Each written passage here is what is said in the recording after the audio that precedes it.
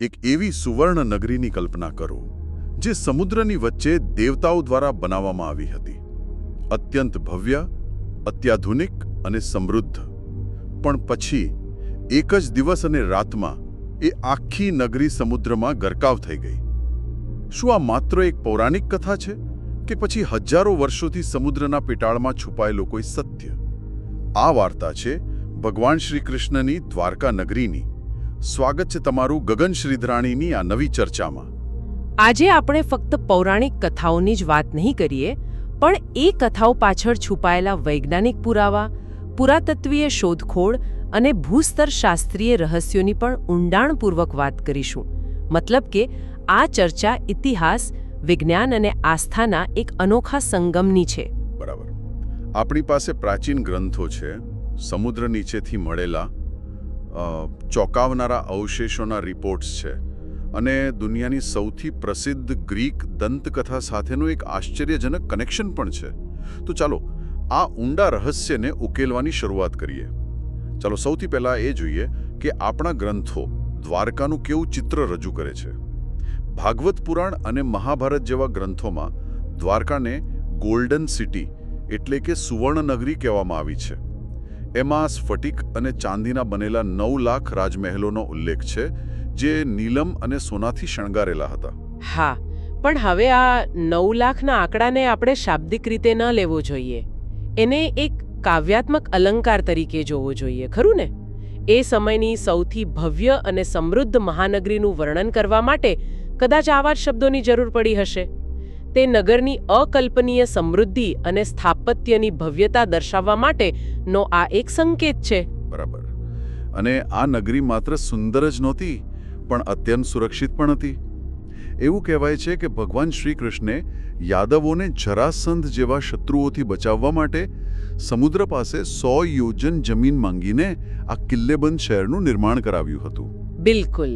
અને અહીં યોજન શબ્દને સમજવો જરૂરી છે. એક યોજન એટલે લગભગ 8 થી 13 કિલોમીટર. ઓહો! એટલે કે લગભગ 1200 કિલોમીટર જેટલી વિશાળ જમીન સમુદ્ર પાસેથી મેળવીને આ નગર વસાવવામાં આવ્યું હતું. અને આનું નિર્માણ દેવતાઓના શિલ્પકાર વિશ્વકર્માએ પોતે કર્યું હતું, જેમાં પહોળા રસ્તાઓ, જાહેર ઉદ્યાનો અને કિલ્લાઓની એક જટિલ વ્યવસ્થા હતી. મતલબ કે એક અત્યંત સુનિયોજિત શહેર હતું. પણ પછી આટલી ભવ્ય નગરીનો અંત કેવી રીતે થયો? મહાભારતના મૌસલ પર્વમાં વર્ણવ્યા મુજબ શ્રી કૃષ્ણના દેહત્યાગ પછી સમુદ્રે આખી નગરીને પોતાનામાં સમાવી લીધી, અને અહીંથી જ દ્વારકાનું રહસ્ય વધુ ઘેરું બને છે. સદીઓ સુધી લોકો આને માત્ર એક વાર્તા માનતા રહ્યા, પણ પછી વિજ્ઞાને સમુદ્રના પેટાળમાં જોયું અને આ કથાને એક નવું જ પરિણામ મળ્યું. હા, દાયકાઓ સુધી આ માત્ર આસ્થાનો વિષય હતો, પરંતુ 1980ના દાયકામાં પ્રસિદ્ધ પુરાતત્વવિદ ડોક્ટર એસ.આર. રાવ અને નેશનલ ઇન્સ્ટિટ્યૂટ ઓફ ઓશનોગ્રાફીની તેમની ટીમે આધુનિક દ્વારકાના કિનારે સમુદ્રમાં સંશોધન શરૂ કર્યું. અને તેમને જે મળ્યું તે કલ્પના બહારનું હતું. શું મળ્યું હતું તેમને? આધુનિક દ્વારકાના કિનારાથી લગભગ અડધો માઇલ દૂર સમુદ્રમાં 9 થી 50 ફૂટ ઊંડે એક આખા ડૂબેલા શહેરના અવશેષો મળ્યા. ઓકે. અને આ કોઈ સામાન્ય પથ્થરો નહોતા. અમને જે કિલ્લાની દિવાલો મળી તે ડ્રેસ્ડ સ્ટોન એટલે કે ઘડેલા પથ્થરોથી બનેલી હતી, જે એક અત્યંત વિકસિત બાંધકામ શૈલી દર્શાવે છે. આ ઉપરાંત મોટા બુર્જો, પ્રવેશદ્વારો અને એક સુવિકસિત બંદરગાહના પુરાવા પણ મળ્યા. એટલે કે જે પૌરાણિક વર્ણન આપણને કલ્પના જેવું લાગતું હતું, તેના માટે હવે આપણી પાસે ભૌતિક પુરાવા છે. પણ સૌથી આશ્ચર્યજનક વાત તો એ છે કે પુરાણોમાં ઉલ્લેખ છે કે દ્વારકા સમુદ્રમાંથી જમીન મેળવીને બનાવવામાં આવી હતી. શું આ વાતનો કોઈ પુરાવો મળ્યો? ચોક્કસ મળ્યો. પુરાતત્વવિદોને મોટા પથ્થરોના પાયા મળ્યા છે, જેને આપણે આધુનિક ભાષામાં લેન્ડ રિક્લેમેશન કહીએ છીએ. બરાબર. જેમાં દરિયા કિનારે જમીન પૂરીને નવું બાંધકામ કરવામાં આવે છે. મુંબઈ જેવા આધુનિક શહેરોમાં આજે પણ આ ટેકનિક વપરાય છે. હજારો વર્ષો પહેલા આવું એન્જિનિયરિંગ કૌશલ્ય હોવું એ જ એક મોટું આશ્ચર્ય છે. આ તો અકલ્પનીય છે. અને મેં સાંભળ્યું છે કે ત્યાંથી મળેલા પથ્થરના લંગર એટલે કે એન્કર્સ એ પણ કંઈ ખાસ હતા. હા, સેંકડો પથ્થરના લંગર મળ્યા છે, અને તે પણ 3 અલગ અલગ પ્રકારના: ત્રિકોણાકાર, સમલંબાકાર અને લંબચોરસ. આ વિવિધતા સૂચવે છે કે દ્વારકાનું બંદર એક આંતરરાષ્ટ્રીય વ્યાપાર કેન્દ્ર હતું, જ્યાં જુદા જુદા કદના અને જુદા જુદા પ્રદેશોના જહાજો આવતા જતા હતા. આ પુરાવા દ્વારકાને માત્ર એક ધાર્મિક નગરી નહીં, પણ એક સમૃદ્ધ બંદરગાહ તરીકે સ્થાપિત કરે છે. એક મિનિટ, એટલે કે દ્વારકાના નાગરિકો પાસે એક પ્રકારનું ઓળખપત્ર હતું, શંખની મુદ્રાના રૂપમાં. આ તો આધુનિક સુરક્ષા પ્રણાલી જેવી વાત થઈ. બિલકુલ. અને સૌથી રોમાંચક પુરાવો એ જ છે, ત્યાંથી શંખમાંથી બનેલી એક મુદ્રા એટલે કે સીલ મળી, જેના પર 3 માથાવાળા પ્રાણીનું ચિત્ર હતું. ઓકે. બળદ, ઘોડો અને બકરી. આ હરિવંશ પુરાણની એ વાતને સીધું સમર્થન આપે છે, જેમાં કહેવાયું છે કે શત્રુઓના હુમલા સમયે દ્વારકાના દરેક નાગરિકે પોતાની ઓળખ માટે આવી મુદ્રા રાખવી પડતી હતી.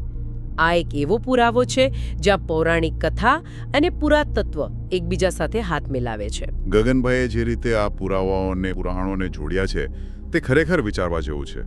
જ્યારે હજારો વર્ષ જૂના ગ્રંથમાં લખેલી વાત સમુદ્રના પેટાળમાંથી નક્કર પુરાવા રૂપે મળે ત્યારે ઇતિહાસ જાણે જીવંત થઈ જાય છે. જો આ કનેક્શન તમને પણ રોમાંચક લાગતો હોય તો આ ચર્ચાને તમારો સપોર્ટ બતાવવા માટે લાઇક જરૂર કરજો. પણ આ બધી શોધો પછી એક મોટો સવાલ એ ઊભો થાય છે કે આ શહેર કેટલું જૂનું છે. આ એક ખૂબ જ મહત્વનો અને થોડો વિવાદાસ્પદ પ્રશ્ન છે. ડોક્ટર રાવની ટીમને જે માટીના વાસણો મળ્યા હતા તેનું થર્મોલ્યુમિનન્સ ડેટિંગ કરવામાં આવ્યું. ઓકે, એ શું છે? એક એવી વૈજ્ઞાનિક પદ્ધતિ છે જેમાં માટીના વાસણને છેલ્લે ક્યારે ગરમ કરવામાં આવ્યું હતું, એટલે કે બનાવવામાં આવ્યું હતું, તે જાણી શકાય છે. આના પરિણામોએ આપણને લગભગ 3500 વર્ષ જૂના સમયગાળામાં, એટલે કે ઈસવીસન પૂર્વે 1500 થી 1700ના સમયમાં પહોંચાડી દીધા, જે મહાભારતના કથિત સમયગાળા સાથે સુસંગત છે. બરાબર. આ ભવ્ય નગરી જે ટેકનોલોજીમાં આગળ હતી, અત્યંત સમૃદ્ધ હતી અને એક જ રાતમાં સમુદ્રમાં ડૂબી ગઈ.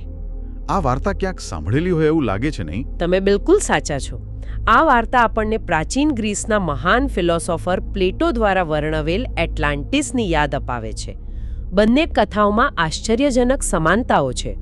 પ્લેટો એટલાન્ટિસને એક શક્તિશાળી, સમૃદ્ધ અને અત્યાધુનિક ટાપુ સામ્રાજ્ય તરીકે વર્ણવે છે, જે તેના નૈતિક પતન પછી દેવતાઓના પ્રકોપથી એક જ રાતમાં સમુદ્રમાં ડૂબી ગયું. પણ એટલાન્ટિસ અને દ્વારકાની કથાઓ વચ્ચે સમય અને અંતરનો મોટો તફાવત છે. પ્લેટોએ આ વાર્તા ઈસવીસન પૂર્વે 360માં લખી હતી. શું એ વાત માની શકાય કે હજારો વર્ષ પહેલા ભારતની કોઈ વાર્તા ગ્રીસ સુધી પહોંચી હોય અને પ્લેટો જેવા ફિલોસોફરને પ્રભાવિત કરી શકી હોય? આ એક ખૂબ જ સારો પ્રશ્ન છે. આપણે યાદ રાખવું જોઈએ કે પ્રાચીન વિશ્વ આજે આપણે વિચારીએ છીએ તેના કરતાં વધુ જોડાયેલું હતું. ભારત અને ગ્રીસ વચ્ચે મજબૂત વેપાર સંબંધો હતા.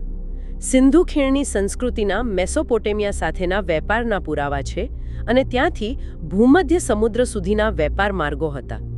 વાર્તાઓ, વિચારો અને તત્વજ્ઞાન પણ માલસામાનની સાથે સાથે પ્રવાસ કરતા હતા. શક્ય છે કે દ્વારકાના ડૂબવાની ઘટના એક દંતકથા તરીકે પેઢી દર પેઢી વેપારીઓ અને નાવિકો દ્વારા ગ્રીસ સુધી પહોંચી હોય. શું આ જોડાણ માટે કોઈ બીજો પુરાવો છે? એક રસપ્રદ ભાષાકીય સમાનતા તરફ ધ્યાન દોરવામાં આવે છે. પ્લેટો અનુસાર એટલાન્ટિસના સમુદ્ર દેવતા પોસાઇડન હતા. કેટલાક વિદ્વાનો દલીલ કરે છે કે આ નામ સંસ્કૃત શબ્દ પતિધન પરથી આવ્યું હોઈ શકે છે. પતિધન? હા, જેનો અર્થ થાય છે સંપત્તિના સ્વામી, જે સમુદ્ર દેવતા માટે એક યોગ્ય વર્ણન છે. જો કે એ પણ સાચું છે કે પ્લેટોની વાર્તા ગ્રીક શહેર હેલિકેના ડૂબવાથી પણ પ્રેરિત હોઈ શકે છે. તેથી શક્ય છે કે એટલાન્ટિસની કથા આ બંને સત્ય ઘટનાઓનું મિશ્રણ હોય. આ તુલનાત્મક અભ્યાસ જે ગગનભાઈએ રજૂ કર્યો છે તે ઇતિહાસને જોવાની એક નવી દિશા આપે છે. શું દ્વારકા અને એટલાન્ટિસની કથા એક જ હોઈ શકે? આ એક એવો વિચાર છે જે આપણને પ્રાચીન વિશ્વના જોડાણો વિશે ફરીથી વિચારવા મજબૂર કરે છે. જો આ વિચાર તમને પણ રસપ્રદ લાગ્યો હોય તો અમારી ચેનલને સબસ્ક્રાઇબ કરીને તમારો અભિપ્રાય જરૂર જણાવજો. તો હવે આપણે મુખ્ય પ્રશ્ન પર આવીએ. પુરાવા મળ્યા, શહેરનું અસ્તિત્વ સાબિત થયું, પણ આ શહેર ડૂબ્યું કેવી રીતે? શું મહાભારતમાં વર્ણવ્યા મુજબ સમુદ્રે ખરેખર જમીન પાછી લઈ લીધી? આની પાછળનું વિજ્ઞાન શું હોઈ શકે? પૌરાણિક વર્ણન પોતાની જગ્યાએ છે, પણ વૈજ્ઞાનિક દૃષ્ટિકોણથી જોઈએ તો ઘણા સંભવિત કારણો હોઈ શકે છે. એક મુખ્ય થિયરી છે સબમરીન ભૂકંપ. એટલે કે સમુદ્રના પેટાળમાં આવેલો ભૂકંપ. બરાબર, જેનાથી ઉત્પન્ન થયેલી શક્તિશાળી સુનામી. આવી સુનામી આખા શહેરને ગણતરીના કલાકોમાં નષ્ટ કરી શકે છે, જે એક જ રાતમાં ડૂબી ગયું વણા વર્ણન સાથે બંધ બેસે છે. શું બીજું કોઈ કારણ હોઈ શકે? હા, બીજું એક મહત્વનું કારણ છે સમુદ્ર સપાટીમાં વધારો. છેલ્લા હિમયુગ પછી લગભગ 10,000 વર્ષ પહેલા પૃથ્વીનું તાપમાન વધવાને કારણે બરફ પીગળ્યો અને સમુદ્રની સપાટીમાં સેંકડો ફૂટનો વધારો થયો. ઓકે. આ એક ધીમી પ્રક્રિયા હતી જે હજારો વર્ષો સુધી ચાલી. શક્ય છે કે દ્વારકાનું નિર્માણ એવા સમયે થયું હોય જ્યારે સમુદ્રની સપાટી નીચી હતી અને સમય જતાં ધીમે ધીમે તે પાણીમાં ગરકાવ થઈ ગઈ હોય. અને કદાચ કોઈ મોટી કુદરતી આફત જેમ કે સુનામી એ આ ધીમી પ્રક્રિયાનો અંતિમ અને વિનાશક તબક્કો હતો. So what is this all mean today? આ હજારો વર્ષ જૂના અવશેષોનું આજે શું મહત્વ છે? ગગનભાઈએ આપેલા તારણ પરથી એ સ્પષ્ટ છે કે દ્વારકાનો વારસો માત્ર ભૂતકાળમાં જ નહીં પરંતુ વર્તમાન અને ભવિષ્યમાં પણ જીવંત રહેશે.